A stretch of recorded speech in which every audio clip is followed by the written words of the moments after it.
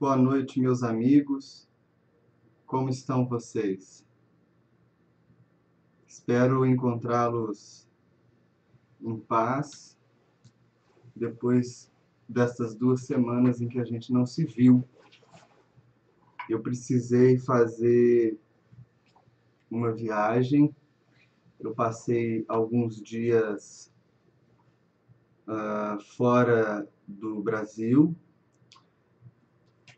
e retornei hoje, né, aqui a Juiz de Fora. E por isso eu dei esse intervalo, né? Mas agora a gente volta ao normal. Eu acho que não tem nenhum feriado desses nosso de fim de ano que cai na segunda, né? Vou conferir aqui no celular rapidinho. Não, a gente não tem nenhum feriado na segunda. Então a gente provavelmente não falha mais nenhum dia. Com exceção do dia 16 de dezembro, que é um dia que eu vou estar fazendo palestras numa cidade próxima aqui de Juiz de Fora, eu não consigo chegar a tempo. No entanto, eu aviso vocês na véspera, tá bom? Hoje a gente continua com o nosso estudo, que é agora o capítulo 20 do livro Depois da Morte, em que Denis está abordando para nós o Espiritismo na França. E, óbvio, Denis não vai falar de si mesmo.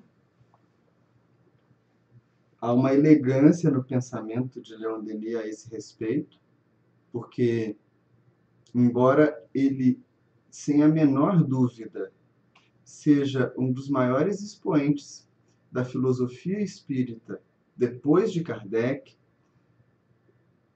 ele sempre foi muito discreto, o que é característico das almas amadurecidas.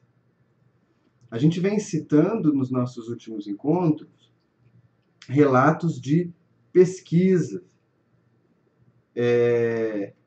e falando de alguns pesquisadores na Inglaterra, nos Estados Unidos, na Alemanha. Esses autores têm se debruçado ou se debruçaram no seu tempo sobre os aspectos da ciência experimental do fenômeno espírita. Quer dizer, aos fatos concretos da interferência do mundo invisível no mundo material. Mas não há só isso quando a gente pensa em espiritismo ou em espiritualismo. A gente, para completar um eixo, que é o eixo que nós estamos acostumados aqui no Brasil, ciência, filosofia e religião, ainda precisa de 2 outros aspectos.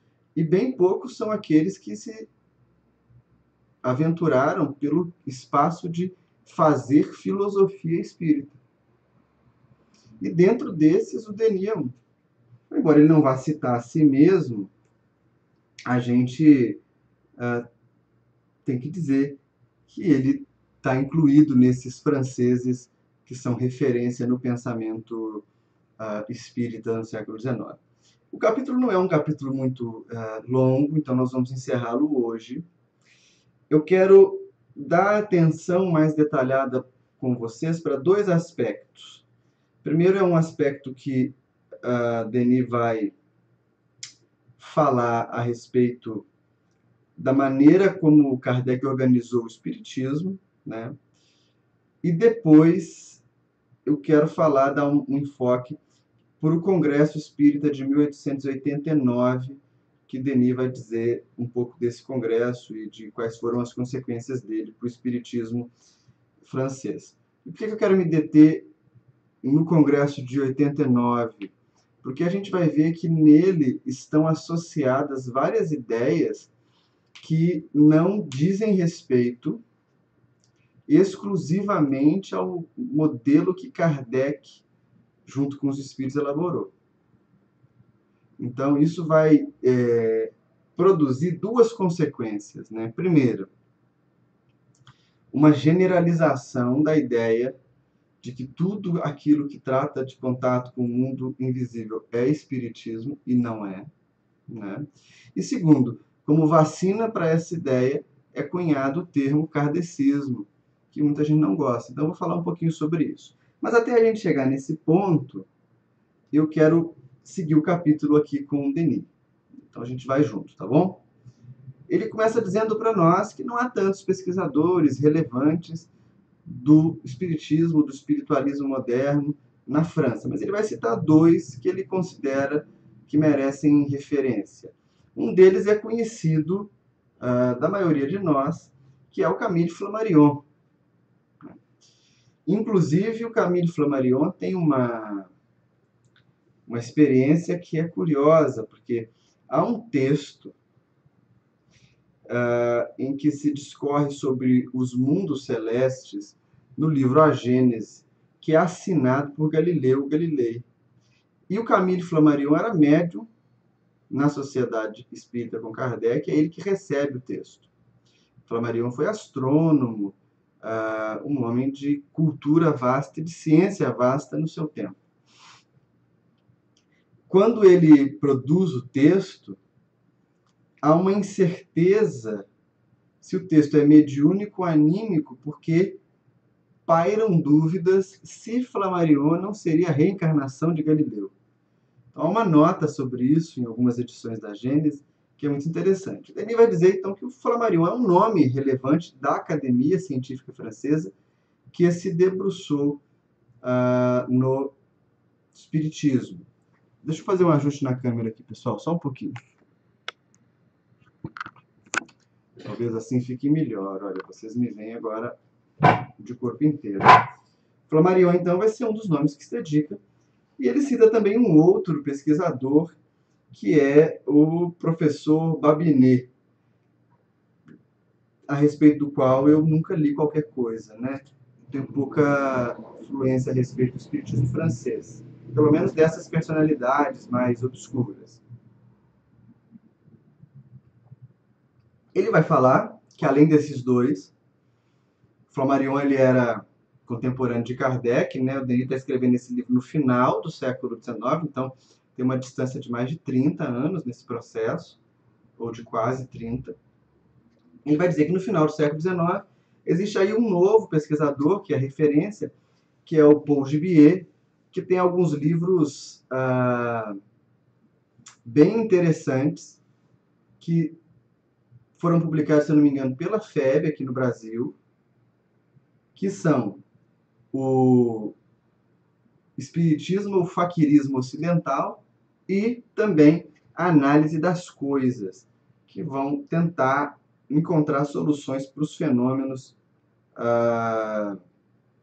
psíquicos ou mediúnicos, né? No final do século XIX, a gente tem uma grande quantidade de pesquisadores que vão procurar depreender dos fenômenos mediúnicos uma ciência nova. E vocês podem dizer para mim assim, Kardec já tinha tentado fazer, ou já tinha feito isso. Mais ou menos. Porque quando Kardec está escrevendo, essa separação clara entre ciência e religião, ou mesmo aquilo que estava dentro do que a gente pode chamar de um paradigma científico vigente, é diferente do que vai se apresentar no final do século XIX. Então, vou dar um exemplo para vocês. A gente vê Kardec escrever durante muito tempo, na verdade, durante toda a sua obra, sobre os fluidos, né? E sobre o magnetismo. A ciência do final do século XIX já não vai considerar a teoria dos fluidos, que seriam energias, miasmas e tal, que estão em volta ou no ambiente, e também vai descartando aos poucos o magnetismo, que vai ser transformado primeiro em hipnotismo, né? E depois ele vai ser descartado. De forma que, no final do século XIX, há um interesse maior em se organizar ciência dentro de algumas balizas e paradigmas materialistas e mais seguros. Então a gente vai ter, nesse período, o Paul Gibier, que vai tentar fazer isso, depois ele vai citar um outro nome que também é relevante, que é o do Charles Richer. E o Richer tenta propor mesmo uma ciência, tanto que ele vai escrever um tratado de metapsíquica. em que ele explica os fenômenos, e o que é curioso, ele não chega em nenhum momento a dizer que os fenômenos são de origem espiritual. Ele vai afirmar, sim, que é possível que os fenômenos sejam espirituais, entretanto, eles não dependeriam de ser espirituais para acontecer. Eles poderiam se dar a partir de uma faculdade mental do sujeito.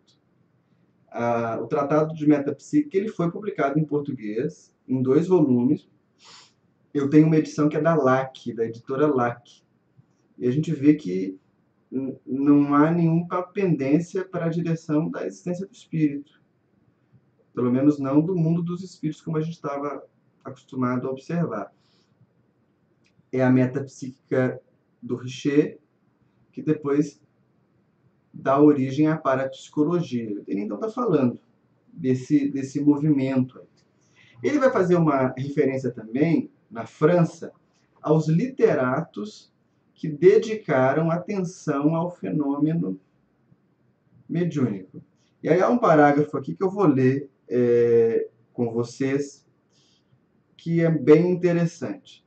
Que ele vai dizer assim: é, porém, no mundo das letras e das artes, que encontraremos numerosos partidários ou defensores dos fenômenos espíritas e das doutrinas que lhes são correlativas. Entre outros escritores que se pronunciaram nesse sentido, citaremos Eugène Nos, autor das obras Grandes Mistérios e Casos de outro Mundo, Vacquerie, que a respeito desse ponto expôs suas opiniões, eu não sei o título francês da obra dele, não sei pronunciar, Victor Hugo, Maurice Lachatre, Théophile Gautier, Victorine Sardou, Favetti, Eugène Bonnemère e outros.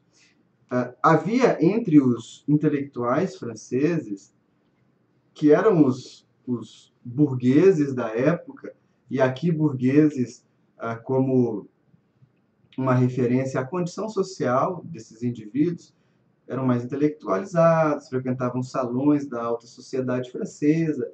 Havia entre eles uma ideia de diversão em torno das mesas e das sessões espíritas, inclusive a partir de uma anfitriã que se tornaria famosa ali no final da década de 50, na década de 50, na verdade, do século XIX, final da década de 40, início da década de 50, que é a senhora Delphine de Girardin. E ela promovia sessões na sua casa, convidando as maiores personalidades da França para participar dessas sessões. É preciso lembrar que não havia obra de Kardec publicada ainda, que havia contato com os espíritos, e quase sempre esse contato se dava a partir da mesa. Há uma mensagem de Delphine de Girardin no Evangelho segundo o Espiritismo, não me recordo agora o título exatamente. Agora, há um caso que eu posso me debruçar um pouco mais com vocês a respeito dele, que é o caso do Victor Hugo, porque eu produzi um trabalho a respeito desse evento, né? No ano de 2017, se eu não estou enganado, ou 18 talvez, foi publicado no Brasil um livro chamado O Livro das Mesas, do Victor Hugo. E que é esse Livro das Mesas? Quando Napoleão III assume a França, o Victor Hugo, que era um republicano ferrenho e era bastante fiel à memória de Napoleão I, ainda que ele não tenha sido expulso de Paris ou da França, ele se impõe um exílio. Então ele sai de Paris e vai para a ilha de Jersey, que ficava na divisa mais ou menos entre a França e a Inglaterra, ou em parte dessa costa entre os países. E nessa ilha, ele escreve muitos textos alfinetando Napoleão, falando de política, falando de organização social e tal. Ele sempre teve uma produção muito grande. Ele havia perdido uma filha, o que deixa uma marca forte tanto nele quanto na esposa, mas em determinado momento ele recebe na sua casa a senhora Delphine de Girardin. E ela ensina a família de Victor Hugo a produzir os fenômenos das mesas. A partir da experimentação que faz resultados, vão se elaborando atas dessas sessões, todas elas em perguntas e respostas, e algumas das atas feitas pelo próprio Victor Hugo, né, em que eles perguntavam para os espíritos a respeito de diversos assuntos. E os espíritos respondiam. Ao total, há registros de que houveram 4 cadernos. Um desses cadernos se perdeu. Os 3 que existem, que se encontram nos arquivos da memória Victor Hugo, da mansão, né, ou da casa de Victor Hugo, na França, foram traduzidos para o português. E é um material riquíssimo, muito rico mesmo. E que, inclusive, não se esgota no próprio livro das mesas. Porque uma das obras que Victor Hugo escreve e que é famosa, que expressa o homem que luta contra a natureza, que é o livro chamado Os Trabalhadores do Mar, nessa obra há uma série de pequenas referências. A obra se passa na ilha de Jersey, né? Há uma série de pequeninas referências às ideias que haviam sido recebidas nas sessões que ele havia participado. Então, o Victor Hugo é um autor no qual a gente consegue lastrear a presença das ideias espiritualistas a partir do contato que ele teve com as sessões enquanto estava em exílio. Isso é muito legal, não é? Isso é muito interessante. Saído dos literatos, o Denis vai falar para nós de Kardec. Ele vai ser muito respeitoso. Os dois possuem um vínculo espiritual forte, desde os tempos de que Kardec era Kardec, né, e era das Gálias. Esse vínculo se estabelece em alguns encontros pequenos que Denis tem com Kardec, 2 ou 3 apenas, mas depois disso Denis assume o compromisso de levar adiante o pensamento. Ele vai dizer que, bem, se os cientistas, de maneira geral, na França, rechaçaram o fenômeno, se ele vai ter campo na literatura, mas a partir de uma experimentação sem método, a partir de uma experimentação mais frouxa, vai aparecer um homem, um pensador, e aí que ele está falando de Kardec, que vai se debruçar sobre o espiritismo e vai produzir um conteúdo de caráter filosófico, moral, metodológico, que é o que daria contornos ao contato com o mundo invisível. Lembrem, a gente está no capítulo 20, hein? A gente já está estudando o livro há meses. Esse é o nosso 28º estudo. É a primeira vez que Kardec está aparecendo. Mas por que Denis não... Porque Denis não pensava como Kardec?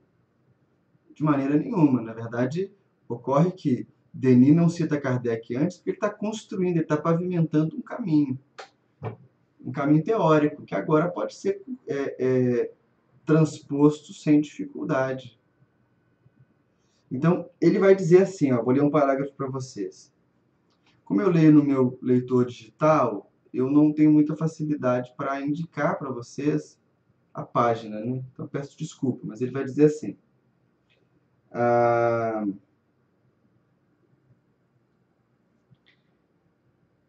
Eu vi que vocês estão fazendo algumas considerações aqui, algumas perguntas. Eu vou continuar e depois eu volto para falar sobre as considerações, pode ser? Olha o que ele diz aqui. Allan Kardec, depois de ter durante 10 anos estudado pelo método positivo, com razão esclarecida e paciência infatigável as experiências feitas em Paris, Depois de ter recolhido os testemunhos e documentos que de todos os pontos do globo lhe chegaram,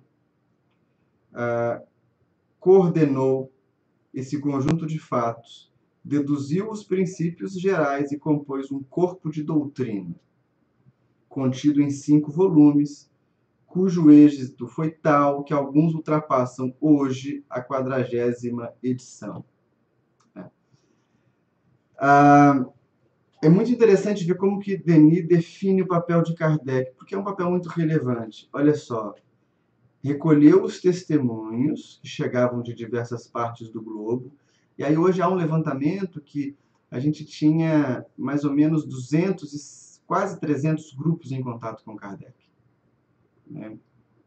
Óbvio que não eram de todo o planeta, né, gente? Todos eles eram, ou a maioria deles eram, grupos ocidentais europeus. Havia aqui ou ali uma comunicação vinda dos Estados Unidos, da América do Sul, da África, do norte da África, sobretudo, talvez um pouco ali da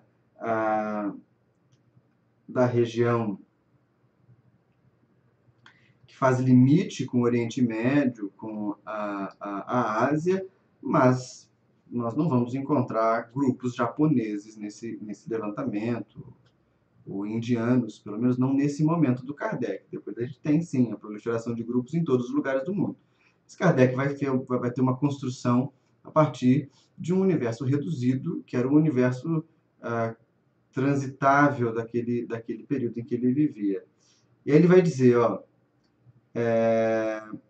coordenou esse conjunto de fatos, deduzindo princípios gerais, e compôs um corpo de doutrina.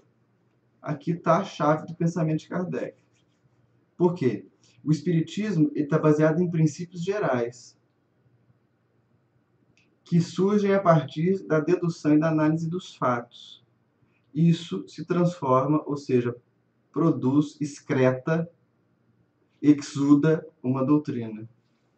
Há uma questão interessante que hoje a gente não lida bem com ela, ou alguns grupos não lidam.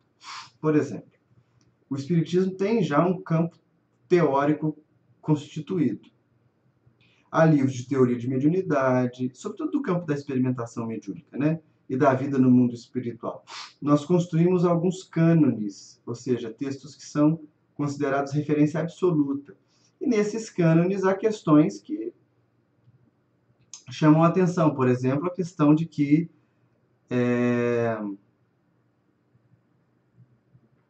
não há crianças no mundo espiritual, ou se elas não se comunicam com os médiuns aqui no nosso plano.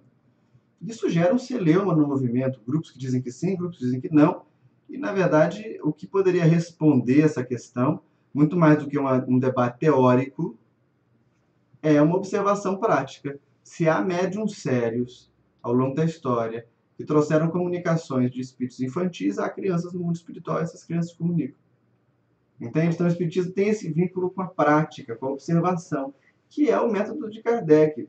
A partir do que ele recolhe de fatos, ele deduz princípios gerais do fenômeno e, a partir dali, apresenta uma doutrina de filosofia.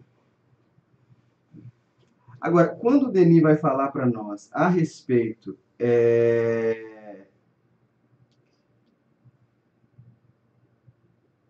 quando Denis vai falar para nós a respeito dos livros de Kardec, a coisa fica muito interessante. Sabe por quê?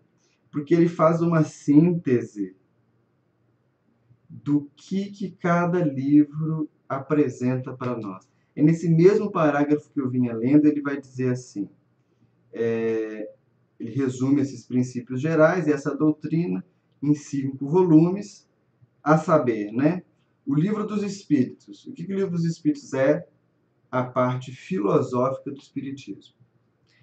O Livro dos Médiuns, a parte experimental ou científica. O Evangelho segundo o Espiritismo, o aspecto moral ou religioso. Aí nós temos mais 2 livros, né? O Céu e o Inferno, ou a parte analítica e a Gênese, o que ele chama aqui de parte científica. A gente precisa entender isso muito bem. Há uma confusão, normalmente, que vai dizer assim, não, o livro que trata de ciência, da ciência espírita é a Gênese. Não, não é a Gênese. Quando aquele Denis põe para nós a parte científica, é porque a gente está pegando os princípios espíritas e tentando fazer ciência a partir deles. Mas o que gera experimentação para que surja o espiritismo é o livro dos médiuns. Então, o método científico, o rigor, a maneira de fazer sessão, a maneira de cotejar as mensagens dos espíritos para saber se são fraudes ou não, o modo de se portar nessas sessões, tudo está presente no livro dos médiuns.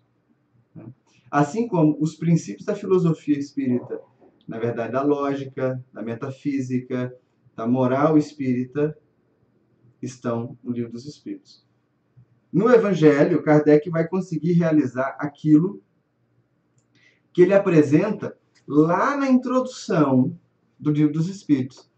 Porque ele vai dizer que se o Espiritismo não é bem uma religião, ele se encontra no lugar onde surgem as religiões. Como assim? Se as religiões surgem de um contato com o invisível, de um contato com o sagrado, o Espiritismo está a partir daí. Se ele não é uma religião, no pensamento kardeciano, fundamental, fundante, mas ele tem aspectos da religião, o que o Evangelho segundo o Espiritismo faz? Ele retira do Novo Testamento não as questões ligadas à teologia, à doutrina cristã, a milagres, nada disso. Ele vai retirar da vida do Cristo os comportamentos que são capazes de serem generalizados a partir de uma experimentação moral. Então, o Evangelho seria a raiz da moralidade espírita. E o que falta para nós falarmos agora, nessa linha que o Denis constrói, é o céu e o inferno. Que veja como é que ele é sábio, né? Ele vai dizer que o céu e o inferno, ele tem um aspecto, ele apresenta um aspecto analítico do Espiritismo. Por quê? Porque o céu e o inferno é um estudo de caso. Poucos espíritas leem o céu e o inferno. Poucos espíritas leem o céu e o inferno. E aí ele é dividido em duas partes. A primeira parte é uma parte teórica, em que Kardec vai tentar refutar alguns dogmas tradicionais do cristianismo.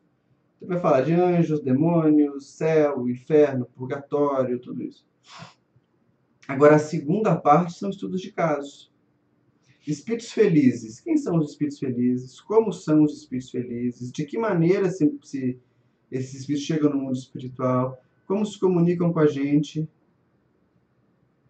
É um processo analítico. Espíritos em condições medianas, espíritos sofredores, espíritos suicidas.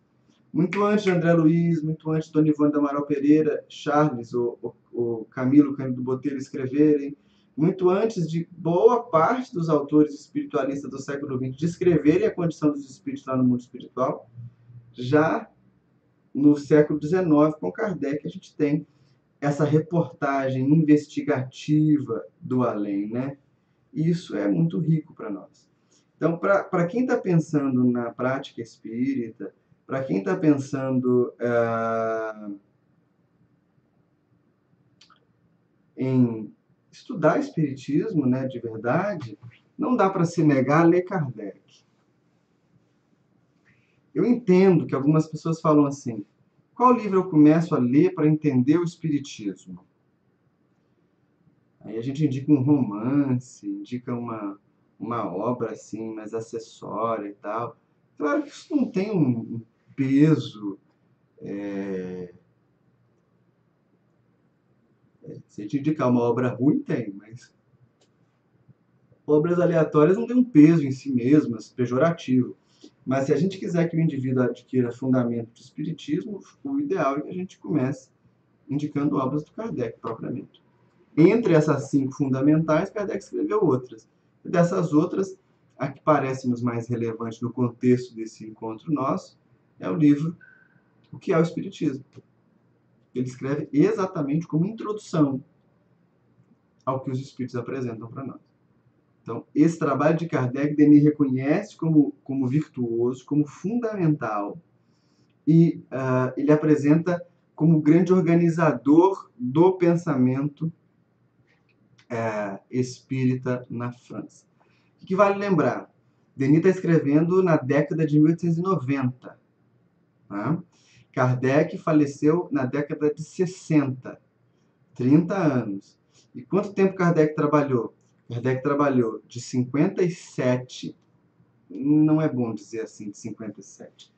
Na verdade, de um pouco antes. Kardec trabalhou de 54, 55 até 69. Se a gente considerar 57, 69, então 12 anos aproximados de trabalho. É muito pouco tempo. Então, o trabalho que Kardec tem, o esforço que ele tem de sistematizar o pensamento dos espíritos, é algo que merece atenção nossa, sabe? Só que depois dele, vão surgindo outras escolas espiritualistas que vão se apropriar do contato com o mundo dos espíritos.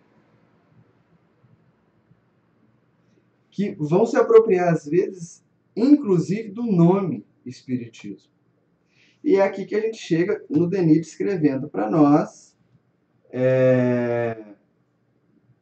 Aqui que a gente chega em Denis descrevendo para nós o Congresso Espírita e Espiritualista Internacional de 1889. Eu queria que vocês prestassem atenção nessa descrição que o Denis faz, para que a gente pudesse usar algumas coisas para a nossa reflexão, tanto do final do século XIX, quanto do início do século XX.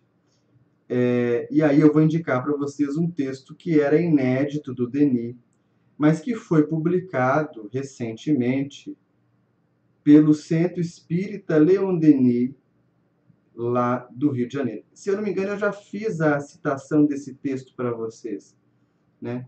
Que é um texto que o Denis escreve já no século XX, na década na década de 10, início da década de 20. Se chama Um Olhar sobre o Tempo Presente. Vou ler com vocês quando o Denis fala do Congresso Espírita de 1889, e aí vocês me acompanhem aqui, por favor. Diz assim: o Congresso Espírita e Espiritualista Internacional, reunido em Paris no mês de setembro de 1889, demonstrou toda a vitalidade da doutrina que acreditavam sepultada debaixo de sarcasmos e zombarias. 500 delegados, vindo de todos os pontos do mundo, assistiram às suas sessões. 95 revistas e jornais aí estiveram representados. Homens de grande saber e de alta posição, médicos, magistrados, professores e mesmo sacerdotes, pertencentes às mais diversas nacionalidades, franceses, espanhóis, italianos, belgas, suíços, russos, alemães, etc., todos tomaram parte nos debates. Agora vejam que parágrafo interessante. Os membros das diversas doutrinas representadas nesse congresso, espíritas, teosofistas, cabalistas, swedenborgianos, em perfeita união, afirmaram por unanimidade de votos os dois princípios seguintes. Primeiro, persistência do eu consciente depois da morte, ou seja, imortalidade da alma, e relação entre vivos e mortos. O que eu quero chamar a atenção para vocês nisso aqui? E que é uma reflexão que o Denis vai fazer lá nesse texto, Um Olhar sobre o Tempo Presente. A partir do fenômeno das mesas girantes, na verdade, a partir dos raps norte-americanos, com as irmãs Fox, as sessões públicas, os médiuns famosos, Henry Slade, Dederhome, Eusébia Palladino, toda essa turma, a gente tem que compreender que nem todas as pessoas vão olhar o fenômeno da mesma maneira. Concorda? Porque o fenômeno, ele é completo em si mesmo. O que dá sentido a ele é a teoria que se pode deduzir de uma observação. Então vejam só, os fenômenos quando aconteceram ao longo da história dentro da Igreja Católica, porque sempre aconteceram, depois se vocês tiverem um tempinho, vocês digitam aí no Google, Museu das Almas do Purgatório, no Vaticano, e vocês vão ver um museu que existe para registrar fenômenos mediúnicos que aconteceram ao longo da história, sem contar as expressões de religiosidade popular, né? Fulano viu Nossa Senhora, viu santo tal, né? O fenômeno existe, mas ele é interpretado pela leitura com a qual trava contato. Melhor, com a cultura, né? Com a qual ele trava contato. Só que, quando a gente tem esse congresso, e nesse congresso, gravem, olha quem são os membros do Congresso Espírita e Espiritualista. Espíritas, e aqui a gente pode entender ainda nesse momento, kardecistas, ou espiritismo conforme Kardec orientou, teosofistas, cabalistas, swedenborgianos, em perfeita união, aqui nós precisamos discordar do Denis. Por quê? Porque não é possível que essas denominações estivessem o tempo inteiro em perfeita união. Tanto é que eles vão deduzir dessa perfeita união 2 tópicos: imortalidade da alma e comunicabilidade com o mundo espiritual. Óbvio que há um avanço grandioso, né, do ponto de vista da sociedade para esse congresso. Mas o que acontece a partir da década de 80 do século XIX? Isso vai se alastrar até a década de 20, 30.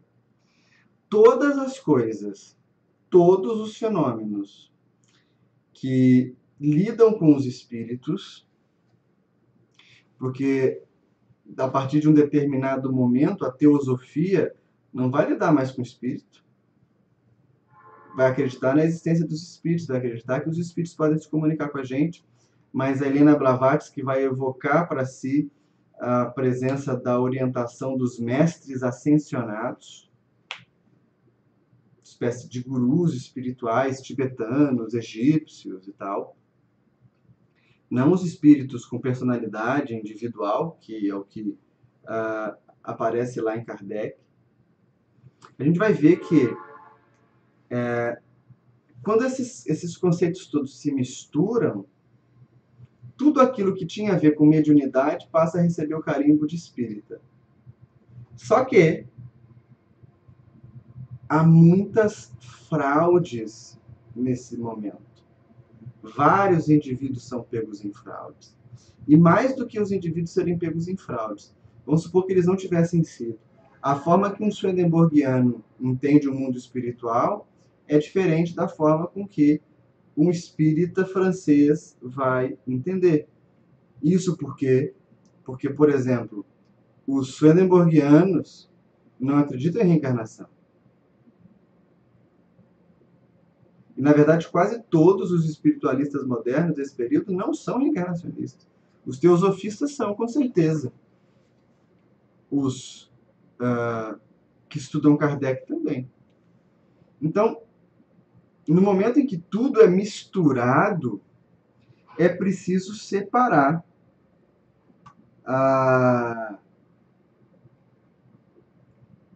o que é de fato o espiritismo conforme Kardec o sistematizou em parceria com os espíritos, do que são doutrinas acessórias ou que estão fora. E é nesse momento que vai começar a ser utilizada a expressão kardecismo, ou espiritismo kardecista. Muitos colegas do movimento sentem nisso uma afronta, como se isso fosse um pejorativo para o trabalho de Kardec, e afirmando que não é de Kardec o trabalho, dos espíritos. A gente sabe disso, mas do ponto de vista da sistematização metodológica e acadêmica para o estudo da expressão religiosa, espiritismo, se a gente não coloca a delimitação kardecismo, tudo cabe dentro do guarda-chuva. Então é por isso que no início do século XX a gente já começa a ver a utilização de kardecismo com mais frequência, para delimitar o trabalho de Kardec. E isso é ótimo, porque é o que preservou, muitas vezes, as casas espíritas sérias de serem colocadas no mesmo pacote de fraudadores, aventureiros, que cobram. Percebe?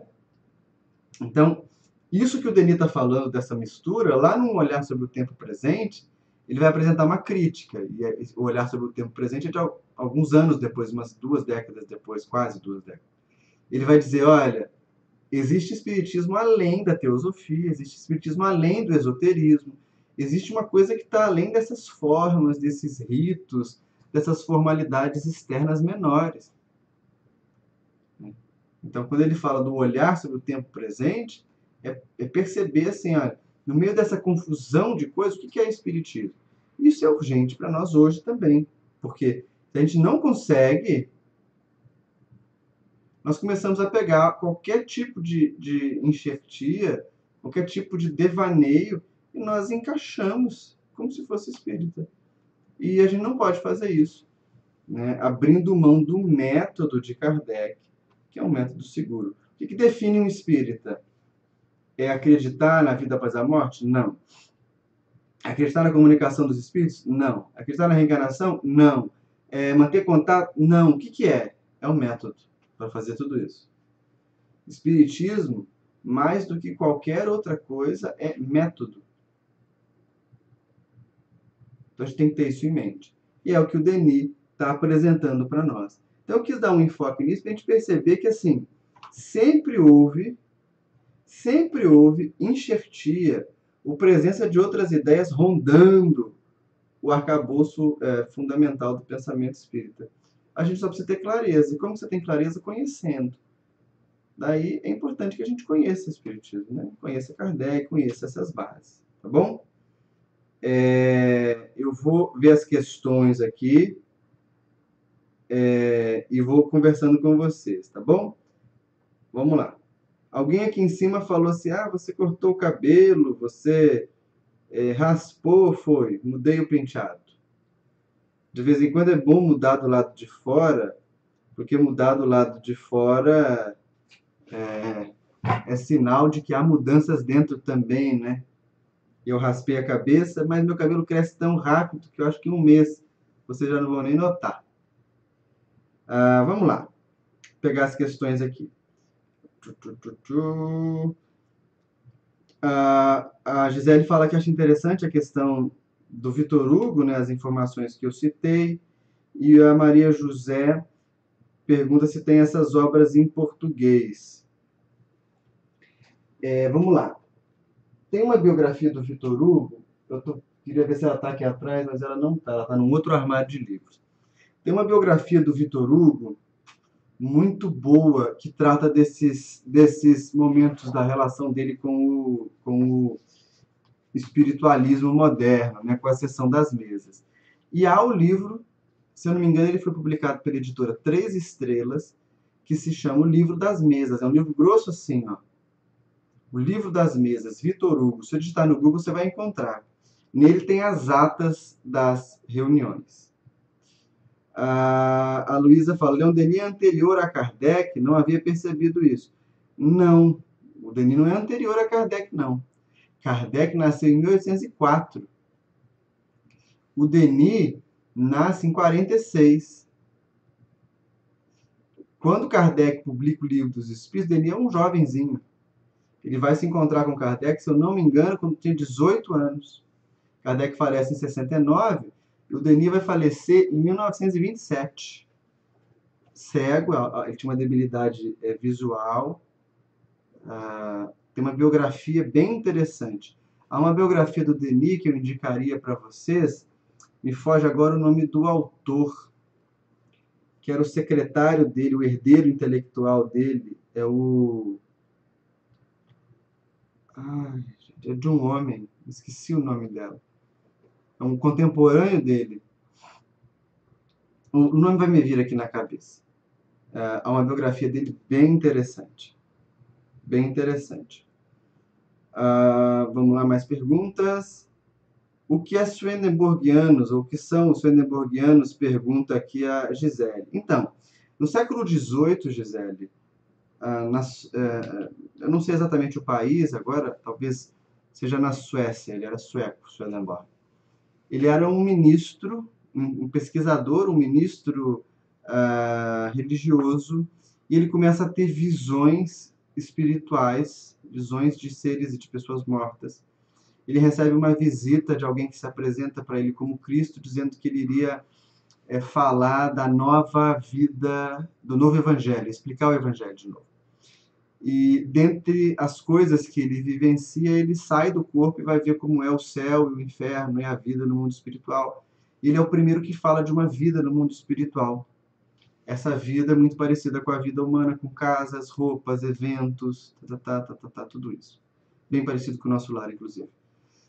E ele, depois que falece, ele produziu livros e tal, na época, alguns eventos que foram verificados da sua mediunidade, é criada uma igreja swedenborgiana, a partir daquilo que ele recebeu de revelação. Essa igreja swedenborgiana vai ter a prática da mediunidade como referência, vai ter contato com o mundo dos espíritos, só que não vai acreditar em reencarnação e outras questões que Kardec vai apresentar para nós. Então, os swedenborgianos são aqueles espiritualistas que seguiam o pensamento, o contato com o mundo dos espíritos a partir do pensamento, corrigindo a minha frase, do Emanuel Swedenborg. Dá um Google que tem informações bem interessantes. A Bárbara aqui diz que se eu falo igual ao Carlos Bernardo Loureiro, não tenho ideia, não tenho ideia de quem seja. Espero que seja bom. Aí a Luísa fala que no Brasil usou-se kardecismo para distinguir das religiões afro. Não, isso não é bem verdade não, sabe, Luísa? Na Revista Espírita já aparece kardecismo, Kardec encarnado. O kardecismo vai aparecer, na verdade, para distinguir o espiritismo de todas as outras crenças que não fossem espíritas. E aí vai se dizer kardecismo em relação àquilo que vem de Kardec. No Brasil isso também tem uso, mas na verdade não vai ser essa dicotomia que vai aparecer nos jornais e nos documentos da época. O espiritismo no Brasil continua sendo espiritismo e as doutrinas afro vão ser chamadas de baixo espiritismo. Ok? Aí o Homero diz assim: talvez a questão do método seja relevante, mas creio que a evolução moral seja o ponto que mais se destaca no espiritismo. Então, Homero, é claro que o amadurecimento que vem a partir da instrução dos espíritos, ele é o fruto do contato com o mundo dos espíritos. Mas ele não é o que produz, ele não produz a si mesmo. Então, para que possa haver amadurecimento moral e que a gente possa obter bons resultados do contato com o mundo dos espíritos, é preciso um método. Por isso se diz que Jesus é a porta e Kardec é a chave. Por quê? Porque sem o método, você não acessa a porta, você não atravessa a porta. Daí, quando a gente fala que espiritismo é método, não é para reduzi-lo a uma ciência experimental, isso não funciona. Mas isso significa que, para que o contato com o mundo dos espíritos possibilite para nós aprendizado, não dá para ter contato de qualquer jeito. Tem que se saber se preservar o máximo possível de mistificações, falsificações, ideias esdrúxulas, espíritos zombeteiros, tudo isso, né? É nesse sentido.